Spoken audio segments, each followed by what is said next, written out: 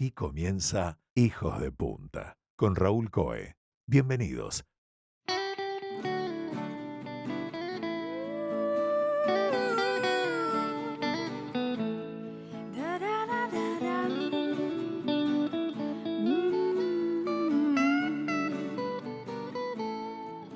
Si aterrizaste y no te vas nunca más, si te mudaste y metiste marcha atrás, si te nos fuiste y ya nos extrañas, o si es que entraste por la puerta de atrás, somos los loros que quedan acá, los gatos locos que invitaste a almorzar, hijos de punta que ya están listos para empezar.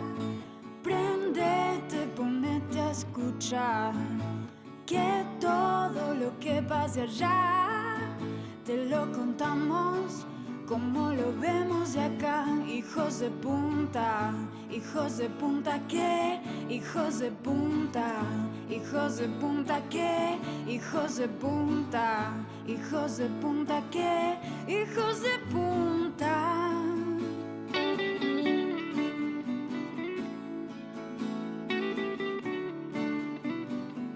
Uno de los rasgos que nos define como humanos es que tenemos la capacidad de crear conocimiento.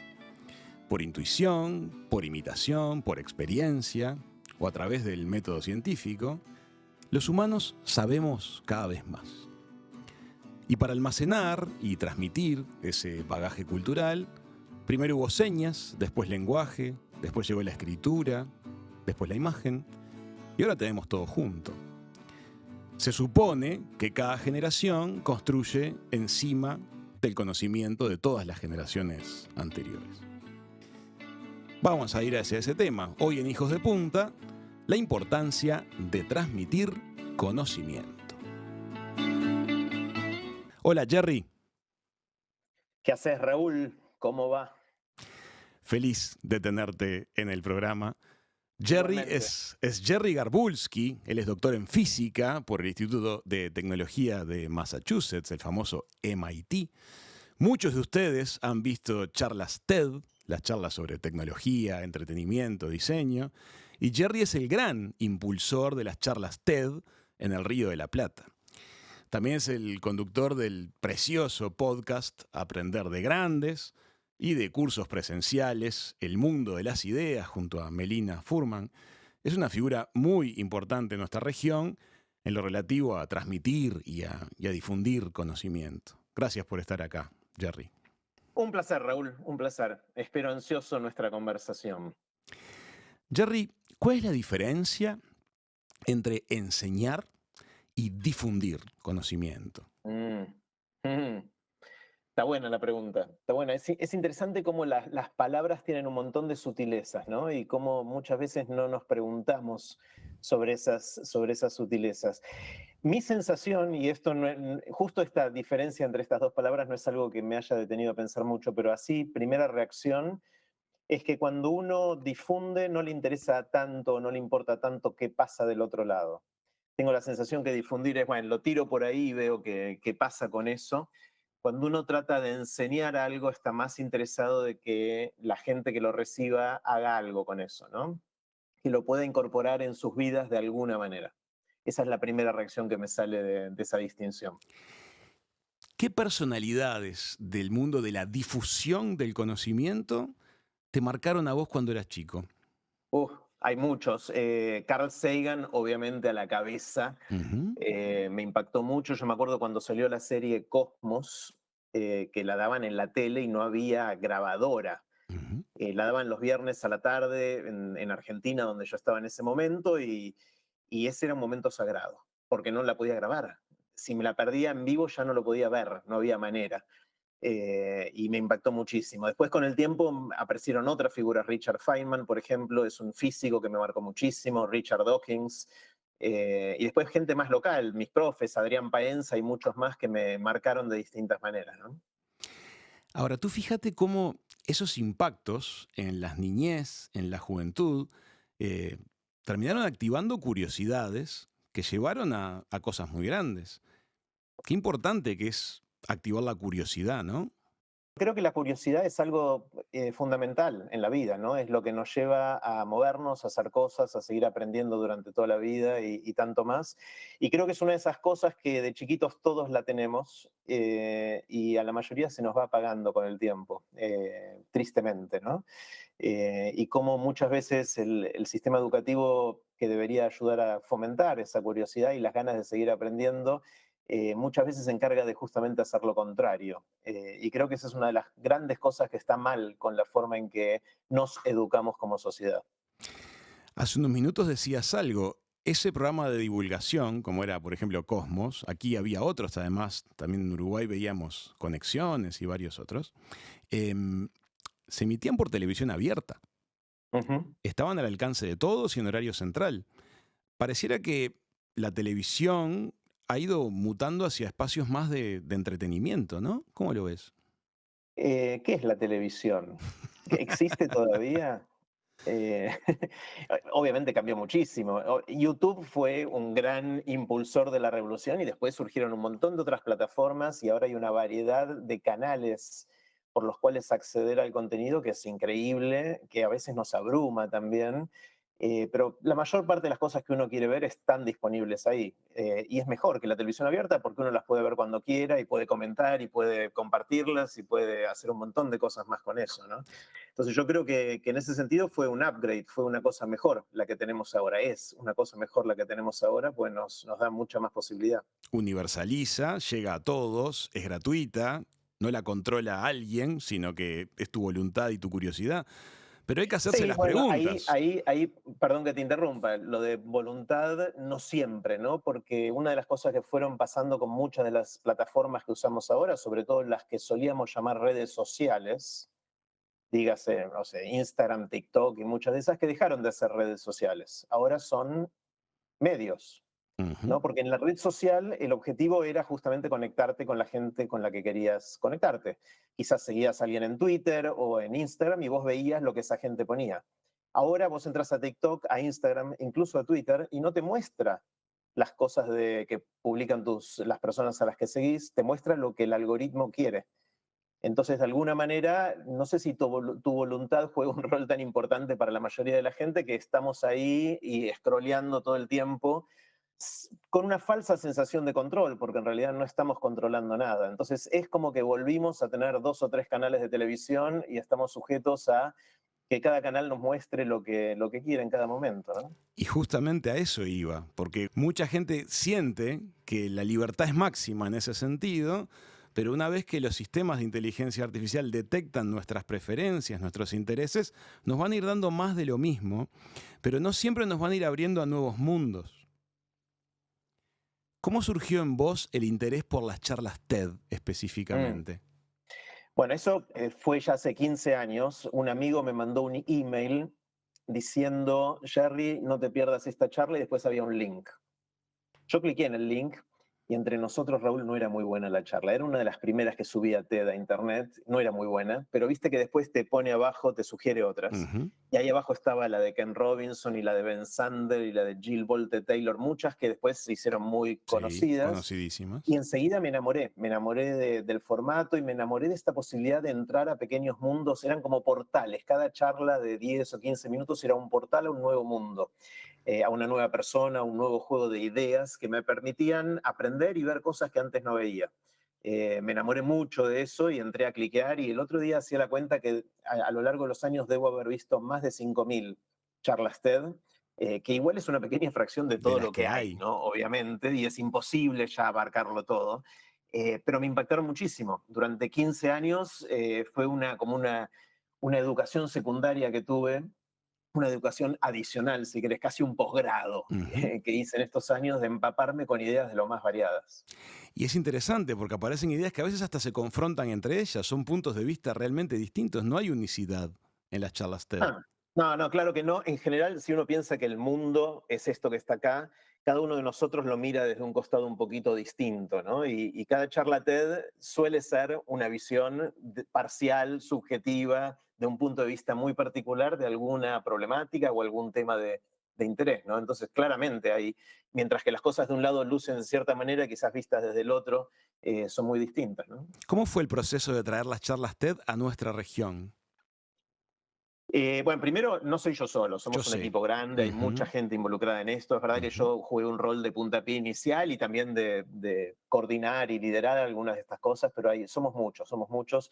Ted tuvo una idea brillante en el 2009. En realidad, a principios del 2010, decidieron abrir la plataforma y crearon el sistema TEDx. Esa Ujú. letra X chiquitita que está al lado de la palabra TED simboliza que ese evento, por ejemplo, TEDx Río de la Plata o tantos otros TEDx alrededor del mundo, es un evento que se organiza con licencia de TED, es como una franquicia, Ujú. pero se organiza localmente en algún lugar. Yo con un grupo grande de gente organizamos TEDx Río de la Plata en Buenos Aires, pero está TEDx Montevideo, TEDx Punta del Este, TEDx Rosario, TEDx Córdoba, TEDx Londres o Sí, London sí, sí, o sí. lo que fuera en cada caso. Y la forma en que funciona es los licenciatarios tenemos que cumplir una serie de normas para poder usar la marca, son bastante estrictas, pero tenemos libertad curatorial, es decir, con algunas limitaciones básicas. O sea, no podemos hacer apología del delito y ese tipo de cosas bastante básicas, Claro. pero dentro de eso podemos hacer lo que querramos de contenido. Y justamente eso es lo que enriquece al mundo TED, porque hay más de 4.000 de estos eventos por año en 180 países alrededor del mundo, y eso le da una riqueza de puntos de vista a este tipo de contenidos que es espectacular. Y una vez que se genera el evento y se filman las charlas, eso se procesa, se traduce, se subtitula y es tarea de ustedes también subirlo a la comunidad mundial. Sí, hay todo un proceso de cómo se hace. Hay un canal de YouTube que tiene más de 200.000 videos TEDx, que es el canal, se llama TEDx Talks. Ese es el nombre del canal de YouTube y es ahí donde hay todo un sistema interno por el cual se van subiendo y se van aprobando los videos de las charlas, ¿no? De cada uno de los eventos. Ahora, respecto a traducir, durante mucho tiempo se hizo manualmente. Ajá. Había un grupo de voluntarios traductores en un montón de idiomas, más de 100 idiomas, y muchas de las charlas están traducidas a todos esos idiomas. Ahora lo que está pasando es que con la inteligencia artificial cada vez es más fácil y mejor calidad el tipo de subtítulos que uno tiene de manera automática, al punto tal que ahora hay nuevas tecnologías que están empezando a usarse que te permiten no solo traducir automáticamente, sino doblar, es decir, que la persona esté hablando en el otro idioma con su propia voz. Es decir, yo te puedo hablar y estar sonando con mi voz en chino, en japonés o en hindi o en el idioma que fuera.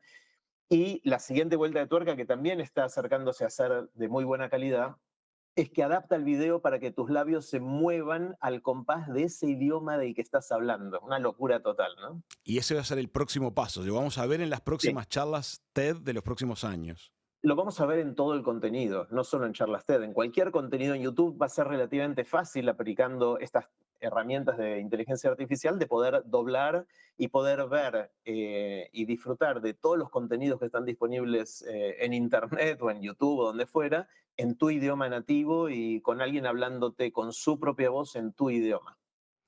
Durante muchos años has desarrollado el proyecto junto a tu equipo Charlas TEDx Río de la Plata. Además, tenés tu podcast de divulgación, Aprender de Grandes. Le invitamos a toda nuestra audiencia a que si no han todavía tenido contacto con ese podcast, no se lo pierdan. Hay entrevistas maravillosas hechas por Jerry a gente tremendamente interesante de distintos ámbitos. Y veo en vos, Jerry, un esfuerzo sostenido por difundir el conocimiento, por abrir a la gente hacia otras miradas. Y me da mucha curiosidad preguntarte esto. Tras estos años de esfuerzo, ¿qué sentís cuando ves que aparecen miradas de repente terraplanistas, miradas que niegan la fuerza de las vacunas? Esas miradas que van tan en contra del conocimiento humano y que ganan terreno. Mm. Está buenísima la pregunta. Yo creo que algunas de estas pueden ser inocuas e inofensivas y otras no. Si a alguien le gusta tener conversaciones con amigos guiados por las cartas del tarot, todo bien, si se divierten con eso, todo bien. El problema es cuando la gente empieza a tomar decisiones importantes en sus vidas sobre bases muy endebles, sobre bases no científicas y que no tienen ningún asidero real. y de repente empiezan a tomar riesgos y poner en riesgo su propia vida por eso. Divertirse pensando que la Tierra es plana, no pasa nada. Pero dejar de vacunarse porque uno cree que hay teorías conspirativas o ese tipo de cosas, me parece que es complicado porque uno empieza a poner en riesgo su vida y la vida de los demás. Yo creo que el pensamiento crítico es una de las mejores herramientas que tenemos los seres humanos. Entonces, preguntarnos antes de aplicar estas cosas para tomar decisiones en nuestras vidas, qué es cierto, qué no, en qué deberíamos creer y en qué no, me parece que es una herramienta que deberíamos todos desarrollar. Y el pensamiento científico es una de las herramientas de pensamiento crítico más probadas que tenemos. No son verdades absolutas porque después conocemos más del mundo y hay que revisar muchas teorías científicas, pero justamente lo que tiene de lindo el método científico o el pensamiento científico es justamente nuestra capacidad de dudar y de preguntarnos si son las cosas así. En los otros tipos de pensamiento más mágico, ahí uno no puede dudar. Es como una verdad revelada que no está permitido ser criticada ni puesta en tela de juicio o de duda, y eso ya tiene un tufillo un poquito raro y tendría cuidado antes de adoptar ese pensamiento para tomar decisiones en mi vida, ¿no? Tanto en lo mágico como en lo dogmático, los puertos de llegada son bastante peligrosos.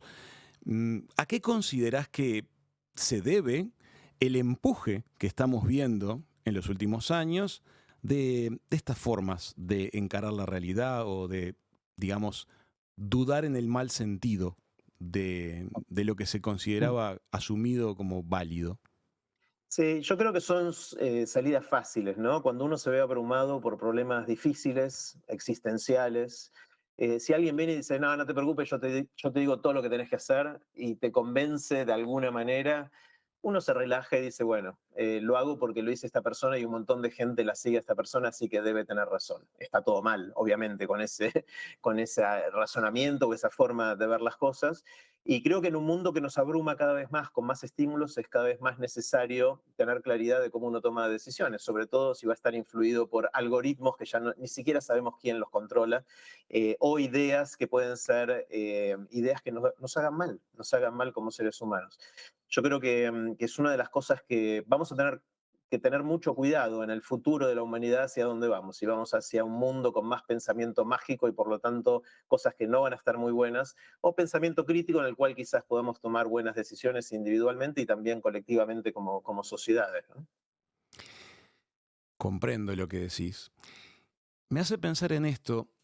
El método científico nos invita a que permanentemente estemos dispuestos a poner todo en duda y a preguntarnos acerca de los axiomas y lo que estamos dando por sentado. Eso nos puede conducir también a un pensamiento cargado de desconfianza, porque en principio todo podría ser distinto a como lo estamos viendo.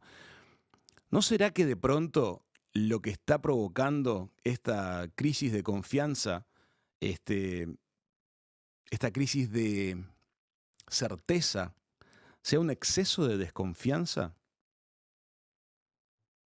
Está buena la pregunta. Yo creo que a mí lo que me genera desconfianza es cuando estoy dentro de un sistema que no me deja dudar. El mundo va cambiando, ¿no? Y cuando el mundo va cambiando, uno tiene que revisar todo, sus modelos del mundo y su forma de tomar decisiones, porque el contexto está cambiando. Si me meto dentro de un sistema dogmático que no me permite poner en tela de juicio las cosas, yo desconfío de ese sistema.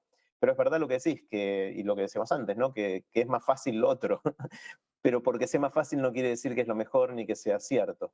Es interesante vos mencionando Aprender de Grandes, antes decías que es un podcast en el cual difundo cosas, y yendo a tu pregunta inicial me quedé pensando que en realidad no es eso. A mí me gusta más pensarlo como una herramienta para aprender o para enseñar, pero en realidad para enseñarme. Me interesa más verme a mí como aprendiz de todo esto. Y lo que fui haciendo en Aprender de Grandes que me fascina es invitar a gente que yo admiro con el único objetivo de aprender de cada una de esas personas. Entonces lo que hago es me encierro en un estudio de grabación, en persona, físicamente, apagamos los celulares Y lo único que hacemos por la siguiente hora, 2 horas o hasta 3 horas que han durado algunas de las conversaciones es conversar. Ni siquiera es una entrevista, es una conversación, porque no soy yo haciendo preguntas y el otro respondiendo, sino que hago una sola pregunta inicialmente a cada persona y la pregunta esencialmente es la misma para todos, que es, ¿qué aprendiste haciendo lo que haces? Y después la conversación toma vida propia. Y yo ahí lo que hago es escuchar con 100% de mi atención y hacer lo posible por aprender lo máximo que pueda durante el rato que esa persona nos regala. Me regala y nos regala. Y obviamente lo grabamos, lo filmamos y en YouTube y en otros canales está disponible gratuitamente para todo el mundo. Hay ya casi 200 episodios y he aprendido una cantidad de cosas increíbles con toda esta gente. Y lo lindo es que hay desde artistas, escritores, hay científicos, educadores, gente que hace trabajo social, de todo un poco, y gente que me enseñó mucho, desde 17 hasta 98 años de edad tienen mis entrevistados, y eso me ayudó un montón. Gran parte de lo que siento que es la mejor fuente de aprendizaje es la diversidad. Si uno va a conversar siempre con más o menos el mismo tipo de gente, llega un momento que no aprendes más. Pero si realmente querés aprender durante toda la vida, tenés que exponerte a gente que vea el mundo justamente desde otros puntos de vista, ¿no? Y me quedo pensando también con esto, perdón que lo que vas Me, tirando me dispara me ciertas encanta, es cosas. la idea. Esta idea de aprender, ¿no? Y de aprender durante toda la vida. Yo creo que hay dos razones para aprender durante toda la vida. Uno es la más obvia, casi lugar común, y la otra es un poquito más sutil, que no pensaba hasta hace un tiempo. La más obvia es que el mundo cambia y como el mundo cambia hay que seguir aprendiendo para poder seguir siendo relevante, ¿no? Esa es la más obvia. Relevante no solo en el mundo laboral, también en el mundo social, personal, para poder relacionarse con el mundo de una manera adecuada. Esa es la primera por la cual tenemos que seguir aprendiendo y es bastante obvia. La menos obvia es que aprender, mientras sigamos aprendiendo, seguimos estando vivos. El día que dejamos de aprender es el momento en que empezamos a morir. Y no solo simbólicamente, realmente también. Entonces, yo siento que aprender durante toda la vida, y es algo que sabemos por la neurociencia más reciente que podemos hacer, requiere esfuerzo, metodología y un montón de cosas más, pero hacer eso de aprender durante toda la vida es lo que realmente nos mantiene vivos hasta el último día. ¿Cuál es tu opinión acerca del edaísmo?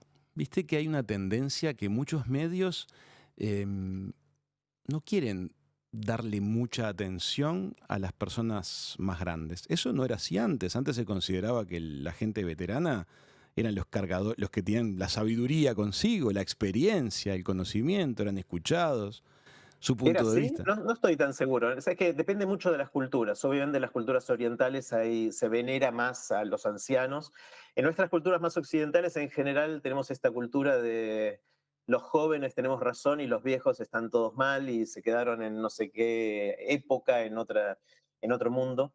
Pero es interesante, edadismo, para los que nos están escuchando, si no escuchaban la palabra antes, es asignarle a una persona características sobre la base de su edad.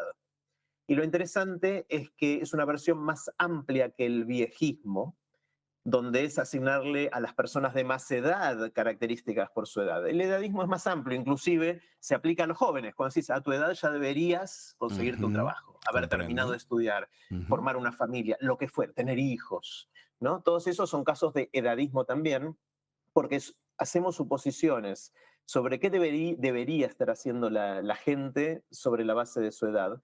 Y el viejismo es una de esas manifestaciones donde segregamos, aislamos, tenemos problemas de relacionarnos bien y de aprovechar la sabiduría acumulada y un montón de cosas más de la gente de mayor edad, ¿no? Yo creo que es algo que estamos empezando recién ahora a darnos cuenta de que es un problema. El edadismo en general y el viejismo en particular.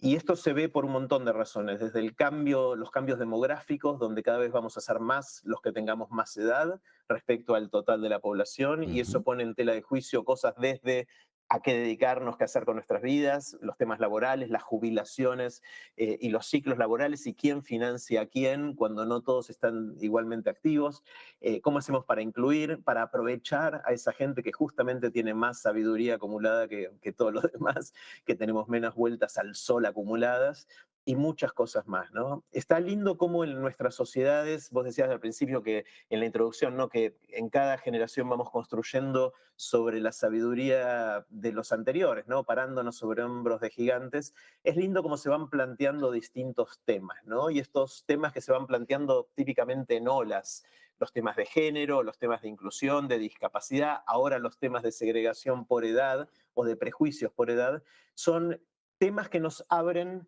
una forma de ver el mundo distinta. Nos dan un juego de lentes que nos ayudan a ver algo que antes realmente no lo veíamos y no nos dábamos cuenta de eso. Desde que me metí en estos temas de edadismo en general, me doy cuenta que yo cometo un montón de prejuicios, que tengo un montón de prejuicios a la hora de relacionarme con gente basado en su edad, cosa que antes no veía.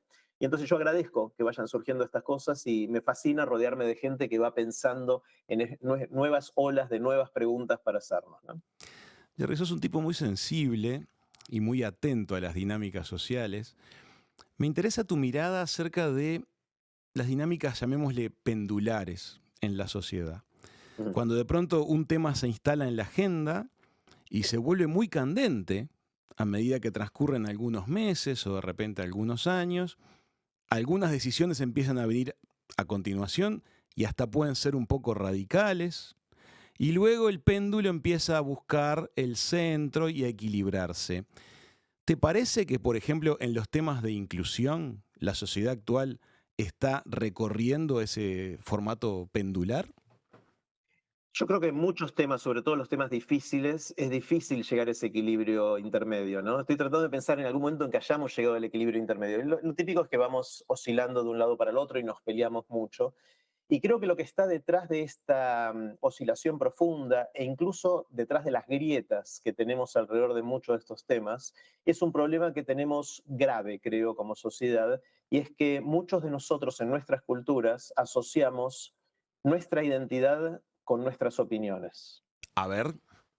Es decir, si uno piensa que yo soy la sumatoria, la acumulación de todas mis posturas respecto a los temas, entonces se vuelve un poquito complicado, porque cambiar de opinión es complicado porque entonces dejo de ser quien soy, ¿no? Si mi Y me identidad está contradigo asociada a ante los mis demás. opiniones. Me contradigo ¿Cómo? ante los demás. Porque ya me declaré Totalmente. de tal forma y ahora voy a salir a contar que cambié de punto de vista. Es Claro, raro. tenemos un estigma cultural respecto al cambio de opinión que no está bueno. No sé si lo dicen en Uruguay, pero en Argentina usamos mucho la frase tal persona no resiste el archivo. Eso quiere decir que hay algo que dijo en el pasado que es incoherente, inconsistente, contradictorio con lo que está diciendo ahora. Y yo digo, ¿y ¿Y qué? El qué? mundo cambia, yo puedo cambiar de opinión, ¿no? Suele ser Hay visto una con negatividad entrevista. y está mal eso. Claro, hay una entrevista muy conocida de Borges que le hicieron desde la televisión en España, 2 entrevistas con diferencia de algunos años. Y en la segunda entrevista le preguntan a Borges la misma pregunta que le habían hecho la vez pasada y Borges responde lo mismo. Y el conductor, el entrevistador, le hace notar, me está respondiendo lo mismo que respondió la vez pasada. Y Borges dice, sí, perdón, no tuve suficiente tiempo como para cambiar de opinión. Maravilloso. Que genial, pero que no es consistente con nuestro estigma cultural de que tiene un costo cambiar de opinión. Y hay otro problemita respecto a esto que me parece también bastante grave, y es la idea de que, sobre todo potenciado por las redes sociales, se fueron generando tribus. Tribus donde uno asigna parte de su identidad a ser parte de esa tribu. Puede ser de un partido político, de un equipo de fútbol, Ujú. o de lo que fuera, digamos, o de un grupo cultural, o de una causa. Y el problema cuando tenemos tanta exposición pública en una cultura donde está penalizado cambiar de opinión, donde la gente no resiste el archivo, es que cuando uno se asocia a una tribu y uno quiere hacerlo porque es parte de lo que nos hace sentir afiliación y sentirnos bien como seres humanos, ser parte de un grupo, cuando uno hace eso tiene que comprar el paquete completo. Y eso tampoco está bueno porque a veces yo estoy de acuerdo con de estas 10 cosas que este grupo opina, con estas 8, pero en estas 2 opino distinto. El problema es que no lo puedo decir, porque si lo digo, los de esa tribu me van a decir que, ¿no eras de los nuestros? Entonces me tengo que quedar callado. Consciente o inconscientemente me reprimo, no lo digo, y entonces empiezan a uniformizarse dentro de cada tribu las opiniones y a generarse estas grietas irreconciliables entre gente de distintas tribus que está en otro punto de ese movimiento pendular que vos mencionabas. Se generan radicalizaciones, porque aparentemente las miradas de centro, las miradas conciliadoras, quienes pretendemos tender puentes, muchas veces somos etiquetados como tibios, o como que no tenemos la camiseta puesta, o como no la jugamos por la causa, siendo que en realidad eso a veces tendría que ser la señal de una mirada abierta, serena, objetiva. Sí, pero con cuidado, ¿no? Porque no siempre la posición intermedia es la mejor. Es verdad, 100%, El sí. problema de conciliar todo y de buscar promedios es que terminás haciendo algo que ni chicha ni limonada y estás Ujú. como a mitad de camino entre soluciones que cada una de ellas podría haber sido interesante, pero fracasa porque justamente tuviste que conciliar y tuviste que negociar. Yo no la tengo clara en esta, no sé qué es lo mejor, pero no me parece obvio que sea la visión conciliadora la mejor. Sí, hay cosas con las cuales hay que estar notoriamente en desacuerdo. Probablemente, seguramente. Eh, Sí, y hay otro tema que me asocio a todo esto que estamos conversando, Raúl, y es que me gusta a mí la idea de no tomar opinión hasta que no sea absolutamente necesario de cualquier tema. Ha Cuando sido, viene un tema, no sé, en Argentina hace unos años estuvo muy candente el tema del aborto, que es un tema difícil. Es un tema difícil. Y enseguida la gente decía, soy pro aborto o pro vida, ¿no? Entonces iban para un lado o para el otro y enseguida se ponían su etiqueta, salían con un pañuelo de un color o del otro. Había toda una simbología y una carga emocional y social muy fuerte respecto a de qué lado estabas de esa grieta, ¿no? Y yo no sé qué opino del aborto, es re difícil el tema. Y voy y vengo, y a mí soy fácil de convencer para un lado y para el otro si me vienen a argumentar. El problema es que cuando una vez que te compras el pañuelo de un color o del otro, dejas de escuchar los argumentos del otro lado. Porque lo que buscas es lo que se llama el sesgo de confirmación. Es decir, solamente escuchas los argumentos que fortalecen la decisión que ya tomaste consciente o inconscientemente, pero emocionalmente, y que es parte de tu identidad porque sos parte de esa tribu. Entonces, mi estrategia en esto fue cada vez más tratar de no formarme opinión hasta que no sea necesaria para tomar una decisión. Si a mí me pasara en algún momento que tengo que tomar la decisión aborto sí o no, ahí no me queda otra. No me queda otra que comprendo. formarme la opinión, tomar la decisión para un lado o para el otro. Pero mientras tanto, me parece mucho más constructivo decir, no sé, todavía no me formé una opinión y prefiero seguir escuchando de manera abierta a los que opinan de un lado y del otro para hacerme de más herramientas para tomar mejores decisiones el día que realmente tenga que tomarlas.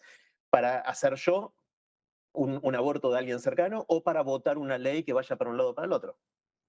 Es justamente la iniciativa de este programa y de estas emisoras en las que salimos nosotros, tratar de mantener justamente las miradas abiertas y la oreja dispuesta a escuchar todas las sensibilidades y todas las opiniones y muchas veces estar afín a cambiar de opinión. Si la argumentación ha superado la que hasta ahora yo tenía, voy con la nueva. Te quiero preguntar esto. Con este esfuerzo que venís sosteniendo desde hace tantos años, para que la comunidad abra la cabeza, escuche, sienta cosas que hasta ahora no recibió. ¿Tenés conciencia de que estás dejando una huella realmente profunda? No sé, no, no. En realidad yo no hago todo esto para que la sociedad cambie de opinión. O sea, yo no quiero que nadie cambie de opinión. O sea, no es que quiero que nadie cambie de opinión, es que no quiero hacer que cambien de opinión. No es mi objetivo en la vida. Lo que quiero es yo nutrirme. Ok. Lo que quiero es yo aprender y yo tomar las mejores decisiones. Y lo que me di cuenta es que si comparto esto con otras personas, a otros les puede servir también.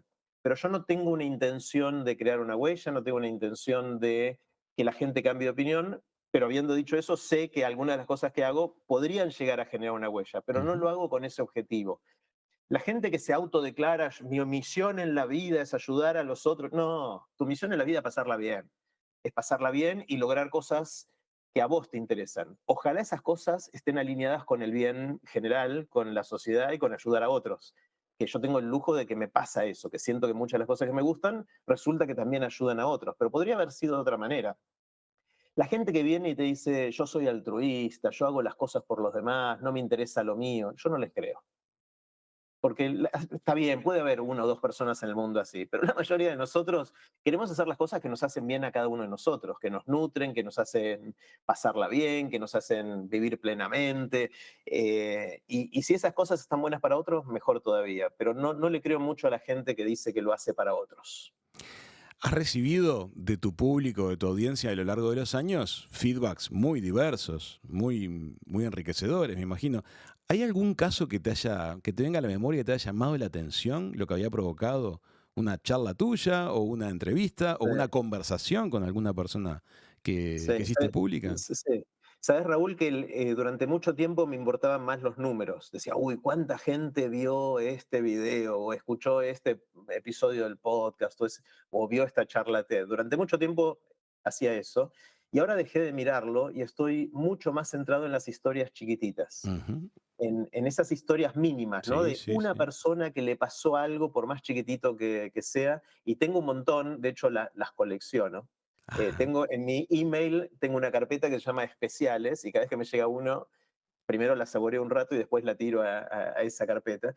No sé, tengo millones. Te cuento una que me encanta y es de un carpintero de la provincia de Corrientes. No me acuerdo si era carpintero o albañil. Digamos albañil. Un albañil de la provincia de Corrientes de Argentina, que después de 2 o 3 años de que yo hiciera el podcast, de Quisiera Aprender de Grandes, me escribe un email diciendo, hola Jerry, vos no me conocés, yo soy albañil, vivo en la provincia de Corrientes, muy bueno el programa, muy bueno esto, te felicito. Te cuento, me dice que tengo un hijo adolescente que no me habla. Y a mí me preocupa porque como padre me gustaría conectar con mi hijo de otras maneras. Y el otro día escuché un episodio que habías grabado con no me acuerdo quién y me pareció que podría llegar a interesarle, así que le pasé el link a mi hijo y a la noche, en la cena, conversamos sobre eso. eso lo dice todo. Ya está, ya está. No me importan mucho más los números, con esa historia me alcanza para tener combustible por muchos años. Y como esas hay un montón, obviamente. Sí, además de las historias humanas que la gente tiene la amabilidad de compartir cuando se sintió impactada, o sintió que le tocaste la fibra con un contenido, también está la diversidad de realidades de las que uno se entera, la penetración que alcanzan los medios de difusión actuales. Qué potentes que son los altoparlantes que podemos llegar a tener. ¿Qué caso te ha llamado la atención de penetración a lugares que no imaginaste que alguien podía estar escuchándote? Hay muchos, hay muchos. Uno, o sea, es interesante porque la palabra lugares pueden ser lugares físicos o lugares de momentos de la vida o tipos de ocupaciones, ¿no? Lo voy a tomar en el sentido más metafórico y amplio. Y creo que uno de los espacios donde más me impactó es lo que está pasando con el juego de Aprender de Grandes, que es un juego de naipes que tiene volumen 1 y volumen 2, que esencialmente son naipes que tienen preguntas que disparan conversaciones. Una de mis grandes frustraciones en la sociedad es que en la sobremesa con amigos hablamos de deporte, de la farándula, del último escándalo político, y no está mal que hablemos de eso, pero siento que hay otros temas de los cuales estaría bueno también hablar. Y entonces lo que hacen las cartas estas, cada una tiene una pregunta, cada uno de estos naipes. Entonces, por ejemplo, una pregunta puede ser, ¿cuál fue la situación más extrema a la que te enfrentaste? Te leo 2 o 3 al azar. ¿Qué cosas innecesarias acumulás en tu vida? ¿Qué harías si pudieras tomarte un año sabático? ¿Qué nuevo invento necesitamos? Etcétera. Son disparadores y hay distintas modalidades de juego, entonces la gente se junta a jugar y lo que hace esto es generar otros tipos de conversaciones. Hay que poner la advertencia y es que hay que usarlo con cuidado porque conversar puede ser adictivo y también hay que tener cuidado porque las sobremesas pueden prolongarse hasta altas horas de la noche y hay un montón de historias de esto, pero gente que me escribe desde lugares insólitos. Y el otro día me escribió una bisabuela diciendo que había jugado con su bisnieta Hermoso. a esto y que conversaron de cosas que jamás antes habían conversado disparado por esto. De nuevo, una historia mínima de algo que pasan con estas cosas. Lo están jugando más de 10.000 personas ya en distintos lugares del mundo y está bueno el número grande, pero que me gusta más la historia chiquitita. Aprender de grandes el juego de naipes. Mirá qué linda puerta de entrada para conversaciones profundas que nos permitan vincularnos desde otro lugar con la gente que creemos que conocemos y a la que a veces conocemos muy pero muy poquito. Jerry, te quiero agradecer un montón el tiempo que nos dedicaste hoy a los hijos de punta. Un placer y ojalá la próxima en persona en Punta. Ojalá que sí, aquí estaremos, aquí estaremos. Gracias, Amigas, Raúl. amigos, Jerry Garbulski ha pasado por la mesa de hijos de punta.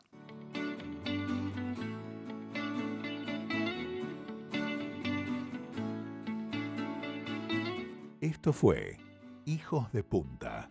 Raúl Coe, todos sus invitados y una muy buena charla.